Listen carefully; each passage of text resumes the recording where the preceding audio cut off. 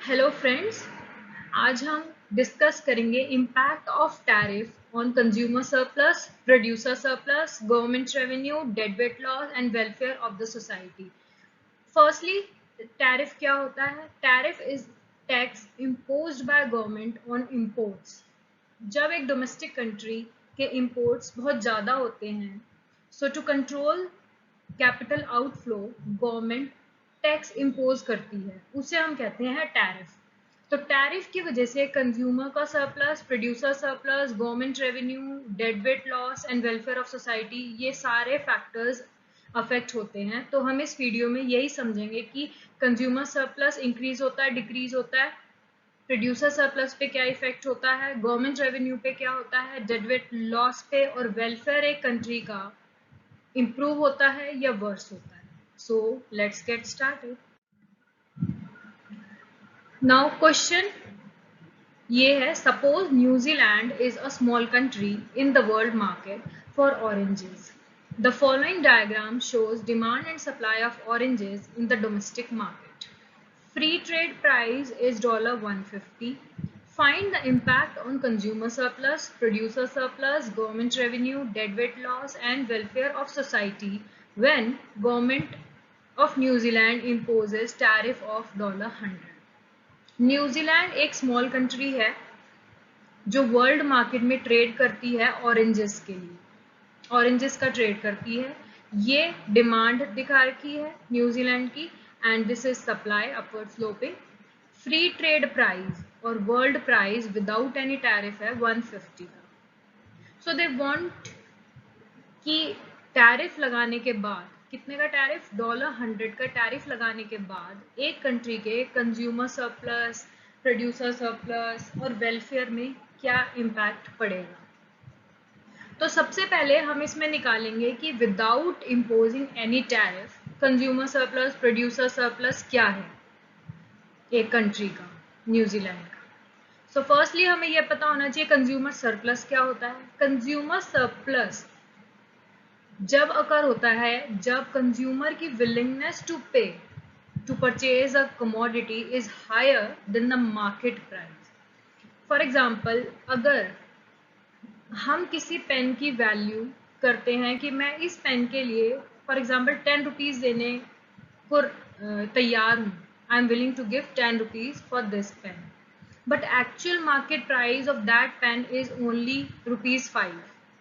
So the gap between 10 and 5, that is 5 rupees, is the consumer surplus. 5 rupees मेरा surplus होगा क्योंकि मैं देना उस पेन की वर्थ मेरे लिए थी 10 रुपीज़ की, लेकिन मैं उसको परचेज कर रहा हूँ 5 पे, तो जो रिमेनिंग 5 रह गया वो मेरा है consumer surplus. So consumer surplus is the area below the demand curve. Demand curve हमें शो करता है विलिंगनेस टू पे for a good and above market price of a good. Market price means equilibrium price और market price जो उस commodity का है market. सो जो उसका गैप है वो हमें दिखाता है consumer surplus. On the other hand अगर मैं बात करूँ प्रोड्यूसर सरप्लस की, so producer surplus is the area below market price and above supply curve. अब प्रोड्यूसर को सरप्लस कब होगा? जब जो प्राइस जिस पे वो बेचना चाह रहा है एक कमोडिटी को वो कम हो, लेकिन मार्केट का प्राइस उस कमोडिटी का ज्यादा है, तो उसका जो गैप होगा वो प्रोड्यूसर सरप्लस होगा।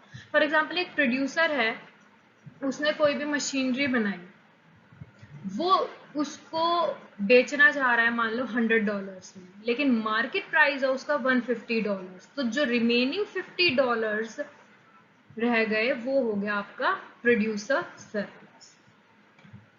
सो बिफोर टैरिफ हम डायग्राम में देखते हैं न्यूजीलैंड के केस में, ये हमें डिमांड कर्व गिवन है, ये सप्लाई कर्व है, ये वर्ल्ड प्राइस है।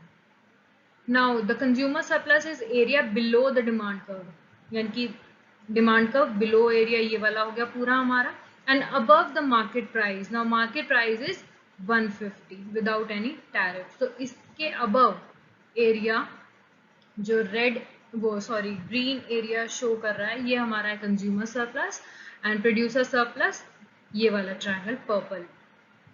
सो अब हमें निकालना है कैलकुलेशन कि before imposition of tariff consumer surplus, we all know that this is triangle and area of triangle is equals to half into base into height.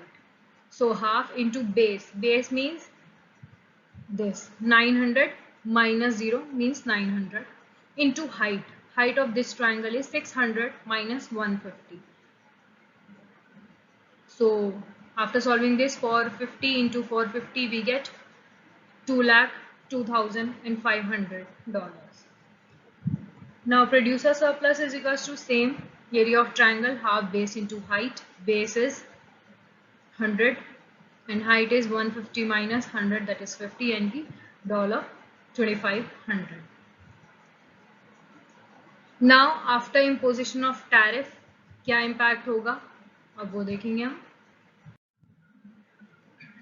After imposition of tariff, पहले market price था 150 without any tariff. Tariff लगने के बाद world price आपका increase हो गया 250 पे. कैसे? $150 इनिशियल प्राइस है फ्री ट्रेड पे, प्लस 100 का टैरिफ लग गया तो प्राइस हो गया आपका 250. अब ग्राफ में क्या चेंजेस आएंगे? पहले हमारा वर्ल्ड प्राइस था ये, अब वर्ल्ड प्राइस 150 से 250 हो गया, यानी कि यहाँ पर एक और horizontal line parallel to this हमने ड्रॉ कर दी. वर्ल्ड प्राइस पहले WP था, अब world price plus tariff. Now consumer surplus वही रहेगा डिमांड कर्व के नीचे एंड मार्केट प्राइस के ऊपर, यानी कि कंज्यूमर सरप्लस ग्रीन एरिया से हमने डिनोट कर रखा है. And producer surplus market price और सप्लाई कर्व से ऊपर का एरिया, मतलब ये. Now we are left with this area. Government ने टैक्स इम्पोज करा है, सो ऑफ कोर्स गवर्नमेंट को इससे रेवेन्यू मिलेगा. So orange area depicts our government revenue and these two triangles represent deadweight loss. Deadweight loss society का वो loss होता है जो कि गवर्नमेंट के एक्शन से या किसी भी एक्शन से हमारा इकोनॉमी का पूरा वेलफेयर रिड्यूस कर देता है. यहाँ पर गवर्नमेंट ने टैरिफ इम्पोज किया, उससे हमारा कंज्यूमर सरप्लस कम हुआ, प्रोड्यूसर सरप्लस इंक्रीज हुआ है जैसे हमें डायग्राम में दिख रहा है, गवर्नमेंट को रेवेन्यू भी मिला. बट डेडवेट लॉस, ये दो ट्रायंगल्स ऐसे हैं जिनका अमाउंट ना कंज्यूमर के पास गया, ना प्रोड्यूसर्स को मिला, ना गवर्नमेंट को मिला. ये अमाउंट वैनिश हो गया इकोनॉमी से, यानी कि इकोनॉमी का वेलफेयर लॉस हुआ है. ये in terms of deadweight loss. ये ऐसा पोर्शन है जो ना कंज्यूमर के पास गया, ना प्रोड्यूसर्स के पास गया, ना गवर्नमेंट के पास गया, बट सोसाइटी के पास भी नहीं रहा. मतलब कहाँ गया पता नहीं, वो लॉस हो गया. तो इसलिए हम इसे कहते हैं डेडवेट लॉस. तो अब इनकी कैलकुलेशन कर देते हैं. कंज्यूमर सरप्लस वही half base into height. Base यहाँ पे कितना है 700 minus 0 and so 700 आ गया. height 600 minus 250. So after solving this 350 and 1,22,500. Now we calculate producer surplus. Producer surplus ये पूरा एरिया है. half base means 300 and height is 250 minus 100. After solving we get $22,500. Now government revenue is equals to area of rectangle means length into breadth.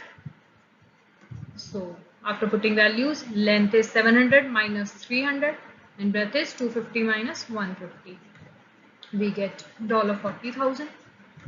Now deadweight loss is the area of two triangles. So area of first triangle half into base 300 minus 100 and height is 250 minus 150. यही लिखा हुआ है. Plus area of second triangle means ये वाला half 900 minus 700 base हो गया and height is 250 minus 150. After calculating we get deadweight loss is equals to $20,000. Now हम इन दोनों को कंपेयर करेंगे. बिफोर टैरिफ हमारी ये सिचुएशन थी, कंज्यूमर सरप्लस था एंड प्रोड्यूसर सरप्लस था. आफ्टर टैरिफ, टैरिफ लगने के बाद गवर्नमेंट पिक्चर में आई, गवर्नमेंट रेवेन्यू हुआ, लेकिन साथ के साथ डेडवेट लॉस भी इकोनॉमी का हुआ. अब बात आती है कंपैरिजन की, तो हमने ये टेबल बना दिया. बिफोर टैरिफ हमारा कंज्यूमर सरप्लस है 2,02,500, हमने पिछली स्लाइड्स में अभी यही कैलकुलेट किया है। प्रोड्यूसर सरप्लस $2,500, गवर्नमेंट रेवेन्यू पहले कुछ भी नहीं था तो 0, एंड आफ्टर टैरिफ 1,22,500 हमारा कंज्यूमर सरप्लस हो गया, जो स्टार्टिंग से before tariff and after tariff में रिड्यूस हुआ है। ये हमें डायग्राम पे भी क्लियरली शो हो रहा है एंड कैलकुलेटेड अमाउंट में भी। प्रोड्यूसर सरप्लस पहले $2,500 था, अब वो 22,500 हो गया, मतलब प्रोड्यूसर सरप्लस हमारा इंक्रीज हुआ है टैरिफ की वजह से। थर्ड, गवर्नमेंट रेवेन्यू पहले कुछ भी नहीं था, 0। गवर्नमेंट ने जब टैक्स इम्पोज किया, टैरिफ लगाया, तो उसे गवर्नमेंट रेवेन्यू मिला 40,000। Now total welfare of society before imposition of tariff. Before tariff हमारा टोटल वेलफेयर था consumer surplus plus producer surplus plus government revenue, यानी कि 2,05,000। But after imposition of tariff our total revenue is $1,85,000 only. This shows welfare decreases from 2,05,000 to 1,85,000. This area or this amount represent deadweight loss of society. Tariff लगाने की वजह से हमारा economy का welfare $20,000 से कम हो गया। ये वो अमाउंट है जो ना गवर्नमेंट को मिला, ना प्रोड्यूसर को मिला, ना कंज्यूमर को मिला, बट इकोनॉमी से, वेलफेयर से कम हो गया, तो ये अमाउंट हमारा डेडवेट लॉस हो गया। I hope you all understand the entire concept. In case you feel any issue, any problem regarding anything, you can use comment section. Thank you. I hope you all like this video.